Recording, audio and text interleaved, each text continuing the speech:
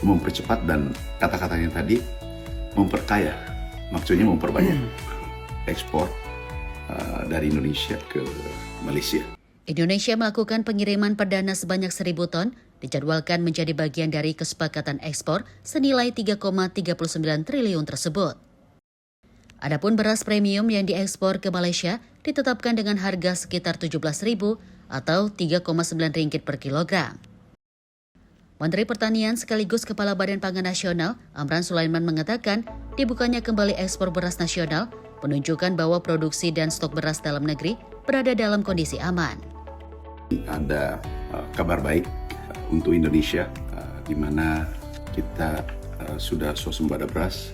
Stok kita 5,2 juta ton sampai dengan hari ini. Bahkan kita sudah sewa gudang 2 juta ton. Kita surplus. Produksi 2026 dengan 2025 itu surplus 8 juta ton. Sedangkan kapasitas gudang kita hanya 3 juta ton. Oleh karena itu, dulu kita pernah ekspor ke Palestina, ke Mesir. Nah, sekarang kita ekspor ke Malaysia. Nah, ini menarik. Baru saja kami bicara dengan Menteri Pertanian Malaysia. Beliau mengapresiasi dan beliau akan mempercepat dan kata-katanya tadi memperkaya, maksudnya memperbanyak ekspor dari Indonesia ke Malaysia. Berdasarkan data Badan Pusat Statistik, produksi beras nasional pada 2025 mencapai sekitar 34,69 juta ton. Lebih tinggi dibandingkan konsumsi nasional yang berada di kisaran 30 hingga 31 juta ton.